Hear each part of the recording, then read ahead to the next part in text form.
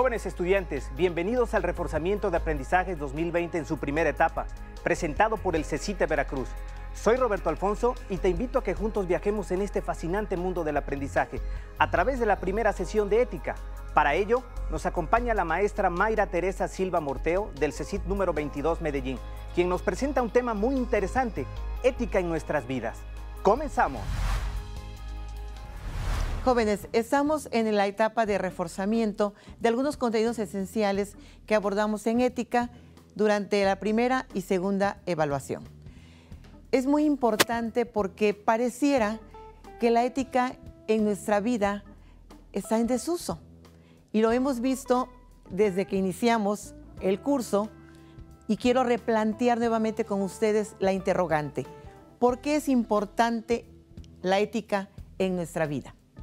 Estamos entonces que para contestarla necesitamos recuperar conocimientos previos. Muy importante y de verdad es muy grato que en nuestra vida se siga practicando la ética. De ahí la importancia de la incursión en el bachillerato, principalmente en el bachillerato tecnológico. Bien, para que nosotros podamos contestar este planteamiento, necesitamos retomar el propósito. Recordemos que la asignatura de ética pertenece al campo disciplinar de humanidades. Esto nos lleva como antecedente que tenemos la lógica. Bien, este propósito me gustaría que ustedes, recordando a la lógica, entendiéramos que es un argumento su propósito. Y ese argumento se desprende con 3 premisas. Y recuperando el propósito, y ustedes me ayudarán a leer ese propósito, aprender a considerar, comprender y evaluar críticamente sus opciones morales. Entonces, número 1, considerar. ¿Qué es considerar? Considerar significa poner atención a lo que está en mi entorno. ¿Sí? Número 2, tenemos comprender. Cuando nosotros comprendemos lo que significa identificar yo como sujeto, ustedes como sujeto, qué valores tienen. Entonces vamos a considerar y vamos a comprender. Ya llevamos 2 premisas. Tercera premisa, evaluar. ¿Qué debo de evaluar? ¿Qué deben ustedes evaluar en su vida? Sus opciones morales. ¿Sí? La moralidad es una palabra que de ninguna manera es un significado de ética, porque le sobrepasa. ¿Sí? La ética va a estudiar precisamente, como ya hemos visto, esos comportamientos morales que tenemos.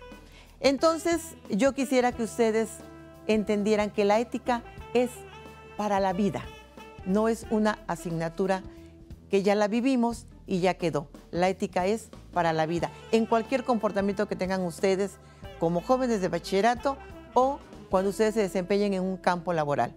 Vamos a entender entonces por qué la ética es tan importante. Bien, sí me gustaría, porque a veces pareciera que cuando decimos, chicos, ese es el propósito, pero ahí queda como un propósito de manera muy plana y los propósitos deben de entenderse, porque es como una guía que tenemos cuando vamos a hacer un viaje y que nos da un itinerario. Entonces el propósito de una asignatura es ese itinerario, ¿a dónde me va a llevar ese propósito? Eso es lo interesante de cualquier asignatura. Bien, nosotros tenemos que entender que la ética es un espacio en el que se argumenta, ojo, de manera racional y razonable, para que actuemos de acuerdo a normas de convivencia. Pero ¿qué sucede? Yo, maestra, me enfrasco en un argumento, tu alumno te enfrascas en un argumento, y cuando no llegamos a ningún acuerdo, porque tu norma puede ser distinta a la mía, ¿qué sucede? Que entramos, como vimos en lógica, en un vértigo argumental y no llegamos a ningún acuerdo. Y se trata la ética de que hagamos acuerdos de convivencia. Bien, continuamos entonces con recuperando conocimientos básicos. Debemos entender que la ética es una disciplina de la filosofía. No es una ciencia aislada. La ética va a reflexionar precisamente, como tenemos en la pantalla sobre problemas morales. Vamos un poquito más adelante a recuperar por qué problemas morales. Esa definición ha causado quizás confusiones, inclusive creemos que la moralidad ya no se usa, porque podemos confundirla con un sistema religioso y la moral tiene un sistema ético. Bien, entonces me gustaría compartirles este esquema que por acá me voy también a explicar, jóvenes. En este esquema desprendemos a la filosofía.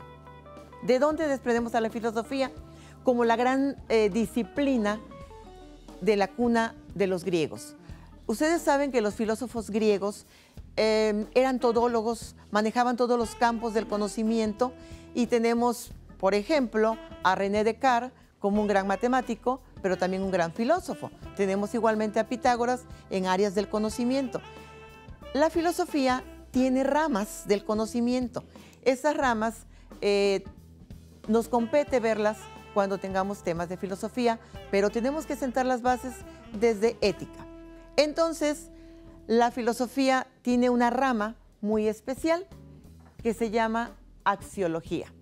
Bien, la axiología es la rama que conoce o que trabaja con los valores, ¿sí? ¿Y qué son los valores? Los valores son cosas valiosas y también son actos valiosos. Un rescatista lo hace porque considera valioso salvar una vida. Entonces, nosotros entendemos que la axiología es la teoría de los valores. ¿Desprendida de dónde? De la filosofía. Bien, entonces ya tenemos que están los valores. Y los valores entonces se van a trabajar a través de dos grandes ramas, que es la ética precisamente y la estética.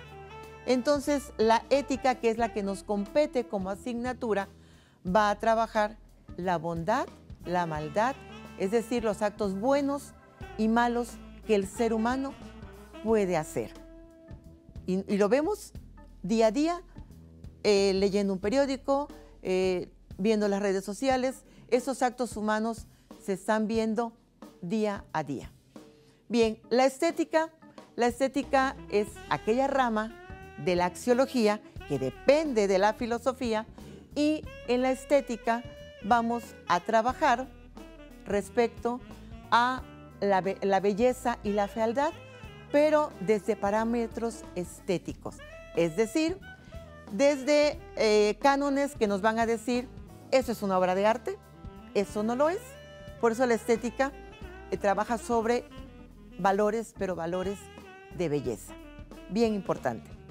¿Sí? Bien.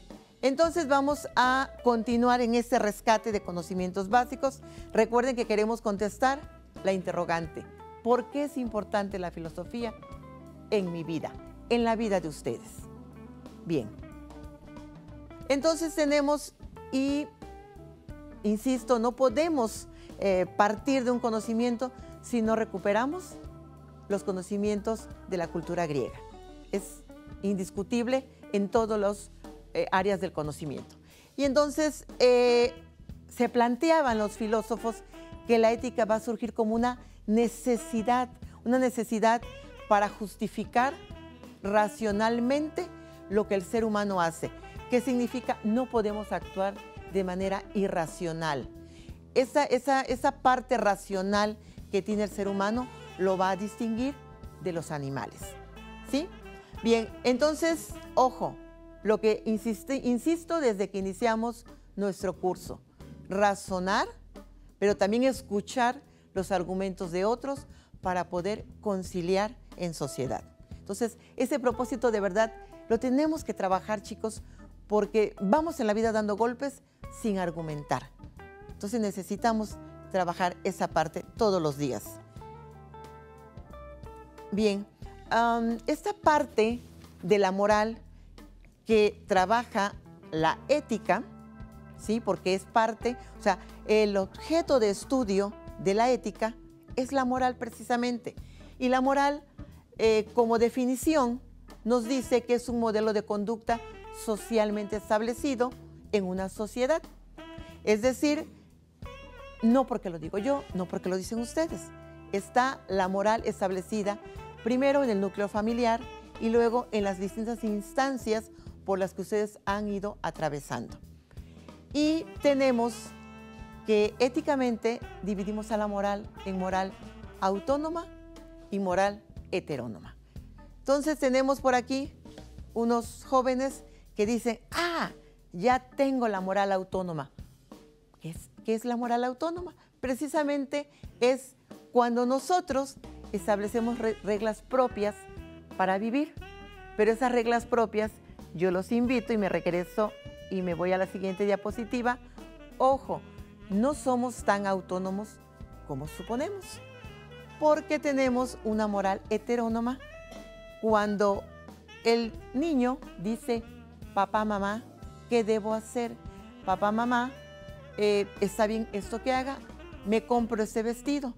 Y a lo mejor la moral heterónoma nos va a regir por mucho tiempo. Ustedes todavía no son mayores de edad y entonces todavía su moral heterónoma no está desarrollada. Inclusive, Jean Piaget habla que esa madurez nos va a dar el avance cognitivo que tengamos para poder tener una moral heterónoma. ¿Qué sucede con la moral autónoma? Sucede que ya puedo decidir y entonces es bien curioso, chicos, y cuando yo les comento dicen ustedes, no estoy tan seguro que quiera ser yo moralmente heterónomo. Ya tienen cierta edad, algunos de aquí, pues 16, 17 años, llegan a la mayoría de edad. ¿Y qué sucede? Pues ya no quiero vivir con mis papás, ¿verdad? Entonces ya tengo dinero suficiente, voy a tener un departamento y caray, llego al departamento y hay reglas en el edificio. Y me dicen, tal hora es la sacada de la basura. No ruidos excesivos porque molestan a los vecinos. Los pagos son los primeros 5 días de cada mes. Y entonces, caramba, ya no soy tan moralmente heterónomo como pensaba. Más adelante vamos a ver lo que es la autonomía también, que es la libertad autónoma. Entonces nos damos cuenta que nosotros tenemos que tener mucho cuidado con la moral que estemos usando y en qué momento la estamos desarrollando. Es un proceso. No podemos decir, hoy soy moral heterónoma, de manera heterónoma.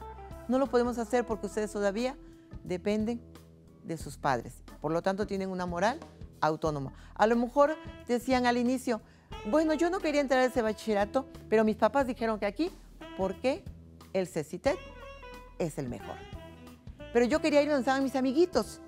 Pero como yo todavía no tengo esa libertad heterónoma, tengo que obedecer por muchas circunstancias que sabemos, ¿verdad? Entonces, es necesario, chicos, que esos conocimientos que estamos replanteando y que ya lo vieron ustedes en la primera evaluación y en el proceso de esa segunda evaluación, quede bien claro, porque si nosotros creemos que la ética es esa ética donde, pues, pórtate bien, pórtate mal, pero ¿por qué me voy a portar bien y por qué me voy a portar mal? Porque hay reglas, porque vivimos en normas, porque el ser humano es socialmente, no es un ente solitario. Entonces la ética es tan importante y yo les invito a que se contesten diariamente por qué la ética es importante en mi vida. Espero que esos conocimientos previos nos hayan hecho una recapitulación y podamos entonces estar en posibilidades la próxima sesión de entrar con contenidos esenciales de la ética, que ya lo hemos abordado, pero que necesitamos puntualizarlo. Bien. Hemos llegado al final de la sesión del día de hoy. ¿Te gustó la clase de la maestra Mayra? ¿Tuviste un aprendizaje significativo? Seguro estoy que sí. Es importante que te comuniques con tu docente asesor por si te quedaste con alguna duda. De esta manera consolidarás tu aprendizaje. Nos vemos en la siguiente sesión para seguir aprendiendo juntos.